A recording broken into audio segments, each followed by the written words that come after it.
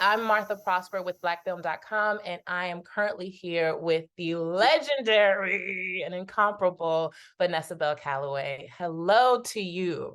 Hello, Miss Martha. How are you? I am wonderful. I'm actually really excited to talk to you. I'm also a bit nervous. Like, most people know you from, obviously, they were introduced to you on Coming to America, right? For me, I have a bit of a different story. Like, I was introduced to you on All My Children. I was gonna say, Like, most know me from All My Children, but do they really? yes, girl. I'm always having conversations with people. I'm like, do y'all know she was on All My Children? She tried to break up Jesse and Angie. Like, that's what she tried to do. It is like by far one of my favorite memories, and like seeing you on that show. I was crawling around when I was on All My Children. Well, I'll tell you what happened. So I used to visit my cousins in the summertime, and our nanny is a Haitian immigrant, like my whole family. And so she learned English watching All My Children and One Life to Live and soap operas. So there was like, she recorded a bunch of them, and you guys are pretty much the first Black people I've seen on television at that time, right? So it was really awe-inspiring to me to see that's a great story. people in our community in that space, like soap opera, because you don't see much of us in that space, right? And so it was really great for me to see you in that space. And so you have a very special place in my heart. And Thank you. That's a great story. Yeah. How was that? Like, how was that experience for you being on All My Children? Oh, I was young, so it was wonderful. And I got it because I was that person who would bug the casting people to death. I was doing Broadway and off Broadway and commercials, and I would send these postcards like constantly letting them know, hey, I'm on this commercial. Hey, I'm doing this now. Hey, I'm doing this. Hey, I'm doing this. And so they finally called me in to meet me. And I thought I was going to be meeting with Susan Lucci. I just thought I was, sure, I would be in her storyline, so they said, you'll be great for our young storyline. And I was a little taken aback because I was like, I want to be with Susan Lucci, my head. Right. But then there was this big audition came up and I got the role of Yvonne. But I had dreamt it already. I knew I was going to get it. I mean, I had a dream in living color that me and Darnell played Jesse. We were doing a scene together. And I was doing Dreamgirls at the time on Broadway. Mm-hmm. And that was like my dream, was to get on All My Children. Although I was on Broadway, I really wanted to get on All My Children. And I actually had a dream and it came true. So your dreams mean a lot. I mean, like, I think like there's so many actors of your generation that did come from like soap operas, and was it like almost like some of the best training you can get? It's the best training, isn't it? This day, and it used to be a thing where certain actors like, hey, I would do soap operas, they were only do film. And it's like, that's great. If you have that, a privilege where you could just only do film, because back in the days in the 80s, only white people only did film. Black folks, we had to take whatever we could get, because it's nothing like today. I always tell these kids, trust and believe. All this coming out of college and starring in a show and all these platforms to do shows, that did not exist. But no, so, it was, it's some of the best training you can get, because you get seconds to learn lines, find your mark, cry while you're talking. I mean, you don't have time to cut, do it again. So you learn as you go, right. you learn on set because you're young. So you're learning as you're doing it. But if you pay attention and you take your lessons well, you learn a lot. And when I tell you, when I finished doing soap operas and I moved out here to LA and started doing TV and film, that soap opera training, baby, I said, woo, it sets you apart. It's like acting boot camp. Like really the amount of scripts that you have to learn in. To this day, I can learn lines quick, fast, and a lot of them. Because you would be doing a show and learning your lines for tomorrow's show. Right. That's amazing. Yeah. Well, speaking of folks being introduced to you to Coming to America, like I just want to tell you this for real. Like most people know that Tiana as the first Disney princess, but for me, like you were the first Black princess, right? Like, were you not though? Like, can you not say that you were? Like, you were stunning. I was shown as a princess, yeah, but in the way that Disney highlights them, no, but I know what you're saying, but thank you, yeah. But like, you were stunning, and I have this conversation with friends all the time. It's like, you were it was a hilarious role in that you were saying these ridiculous things, right? But you still come off incredibly regal and incredibly gorgeous. And well, you are incredibly gorgeous, but like just the way you come off was just so stunning to me and to a lot of women, I think. And it just, you know, the best compliment I get from coming to America is when mothers and women your age who were little girls at the time, they come and tell me that I really was, you know, the reason that they feel comfortable and started loving the color of their skin. When they saw me, you know, and that's one of the best compliments I've gotten is when they come and say, you know, because of you, or the mother will say, my daughter was having trouble, you know, with her, you know, her dark skin. And I'm not really super dark, but I'm darker than, you know, a lot of the other sisters that were getting all this stuff because of their complexion. No, you know, no shade on light skinned girls, because hey, they beautiful and they can't help it that they were born light skinned. But you know, they are. But you know, but the system, the world, the industry puts a difference between dark and light skinned women, especially in our Black communities. right. You know, they're the ones who make it a big deal. We don't, because we have, you know, you in one family you have a dark skinned sister and a light skinned sister. 100%. We go all shades. But one of the best compliments I've gotten is when the young women come to me and tell me that I help them with their self-esteem because of my color and just who I was. And like you said, although it was ridiculous lines, I still found a way to make it regal and, you know, and have pride. And you do that in a lot of your work, to be honest with you. Like I've seen you on Shameless, I've seen you do, you know, all these kind of crazy roles, and there is still a sense of like ownership in who you are and your Blackness and your womanhood, and it always shines through no matter what kind of character you play. Well, you just doing good for me today, Miss Ma. Oh, I'm not even kidding you. I'm not even joking. I'm like dead serious. I really do believe that. I've seen a lot of the things that you are in, and I just think there is just an unspoken presence about you that no matter what role you're portraying, it just always shines regal. Thank you. You know what I mean? Yeah, I think that. Yeah. So I would love to talk about, like, you have an extensive resume, right? Like you have your resume spans, I want to say about 40 years. Is that correct? My research, right? And you have this extensive resume in film and television and dancing and on Broadway. And you have this amazing, you know, marriage that you've been in for over 35 years, is my understanding. 35 years in the 2023. 2023. 35 years. You have done your research. Okay, girl. I am doing my research. I've done my research. And you know, you're 65 years old, you've survived breast cancer. Like from the outside, it looks like you have found success and blessings in all areas of your life, right? And I would love to know what you attribute that to. Like, am I not praying enough? I like started meditating today. Like, what is the deal? Well, I would say nobody has water. You know? No, well, water is important. I'll tell you about that. But no, I would say nobody has a perfect life, and you know, I've had my struggles and stuff. But I do pray. I do, you know, not meditate, but I do take time to take care. Self-care is very important to me. I do that. Love of family is important over all things to me. And I really put a lot of time into my children and my husband and my home life. I put a lot of time into that, to the point when my kids were little, there were some things I missed out on because other people weren't going to raise my girls.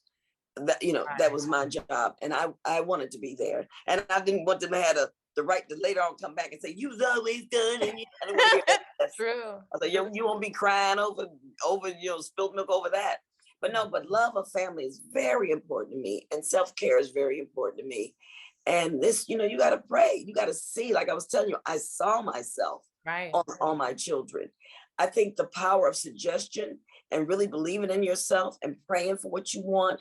And then giving yourself, you know, there's two things. You have to be, I call it patience and faith. You have to have the patience to let God do what he's going to do in your life, and the faith to know that he's going to do it. Right. You can't worry and have faith at the same time. Either you're going to worry about everything, or you just going to let go, let God do it. So I've always chose the latter.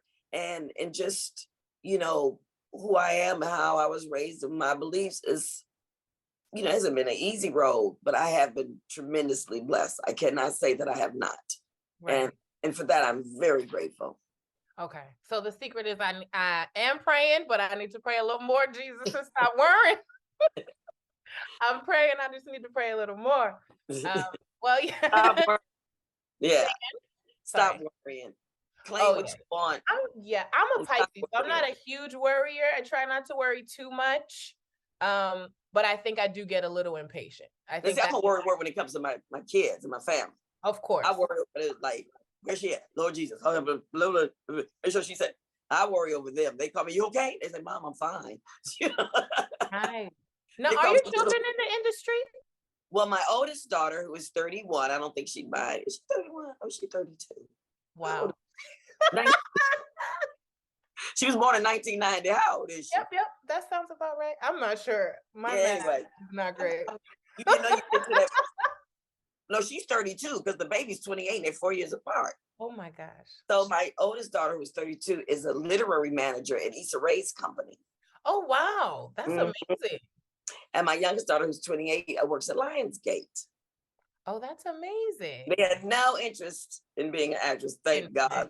They saw me struggling too much, but they do like the industry. And they're in an industry town. They were raised, their aunties are famous people. So, they've been around the industry all their life, so I'm not surprised that they wanted, my husband wanted them to go into like business or financing and they're like, yeah, we good. Maybe be an anesthesiologist like him or something like. Yeah, or something. Maybe medicine.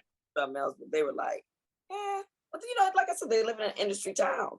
And it's a fun, if you can get good work in our industry, it's fun. It's not boring. Right. Every day is a different day. Something exciting happens. Oh, that's cool. And we have a lot of events to go to. It's fun. We get a lot of stuff to go to. That's always fun.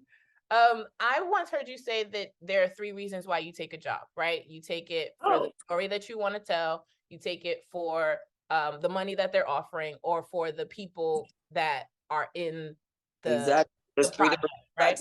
Yes. Do you find that now you lean towards one more than the other? Like in the beginning, right? I'm sure in your career, if the money was right, you would probably take a project because you had to feed yourself, or whatever the case is, you were coming up in New York. Do you find that now that your resume basically can speak for itself at this point, do you find that you lean more one way than the other? Like, I want to work with people that are really good people. Yes, I do. And that's a very good observation. I absolutely do. At this point, because it's like, I'm blessed. I got a house. I'm not moving. I've been here for 31 years. We're not moving.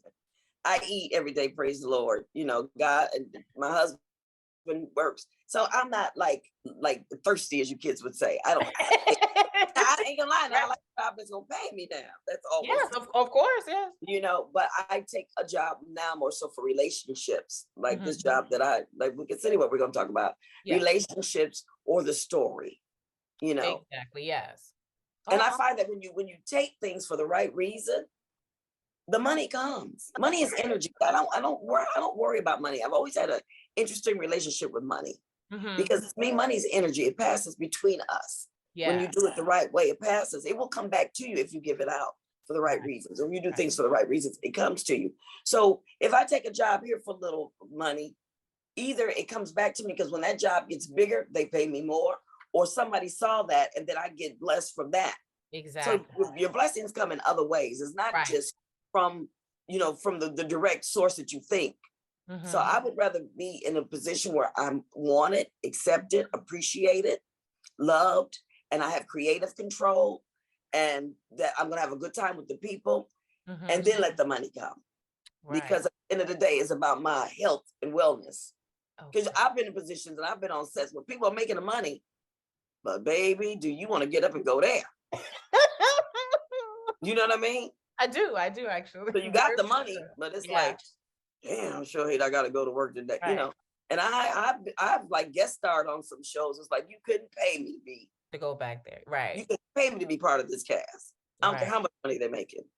And so this is why you chose Wicked City and starring on All Black soon. Like, it's such a great genre. Like, I don't think you don't see a lot of Black women in that space, that sort of fantastical, witchy, mystical, right? whimsical Yeah. sort of space. And so it's quite amazing that there's an all-Black cast that's starring that. It's super fun. Is that part of the reason why you wanted to join that cast, to kind of There were tell that several fun story? reasons.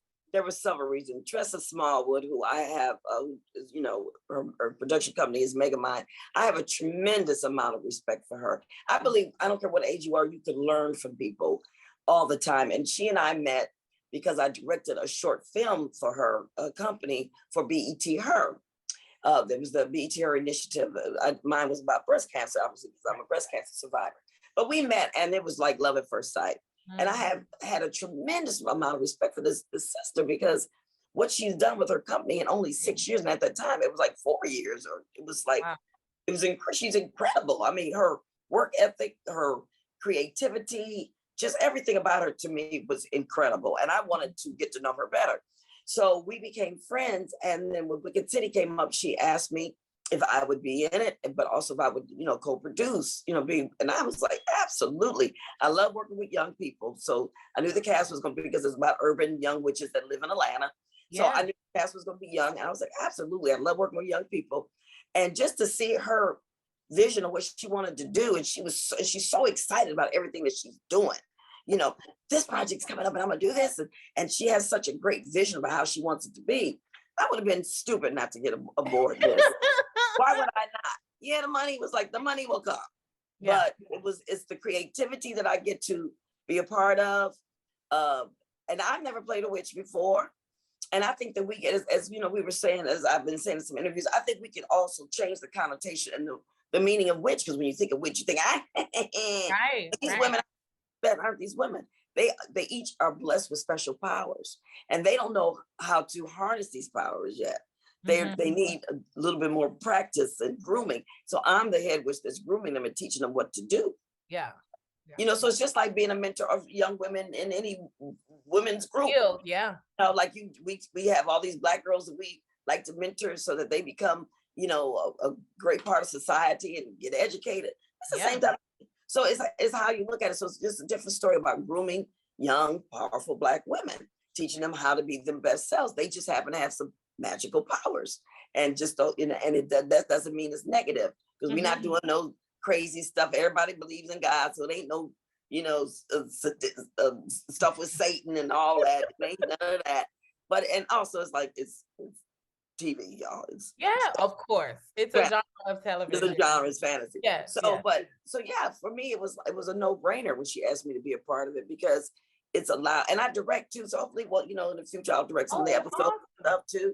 Yeah. So it was like, to be a part of it, a new series, and you get to help be a part of forming it and helping it develop into what it's going to be one day. Right. That's exciting. It's not like I'm coming in season 3 and it's already been established. Right. Now this is the time you want to be a part, because you get to help mold the show, the characters, the messages. So you get to be a part of the storytelling from the very from the very beginning.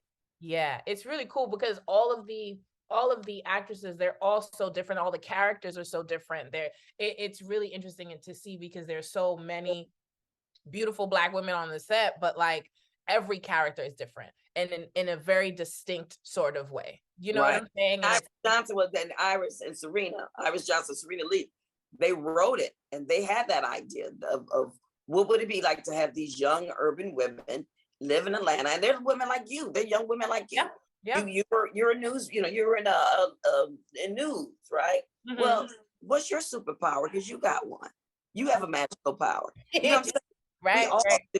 And these are women navigating their way through the world, through their environment, through their careers, but they are learning more about themselves and the magical powers that they possess and how to use it, because we all have it, Yeah. So it was a great idea that these women had. They brought it to Tressa, and boom, it's on TV.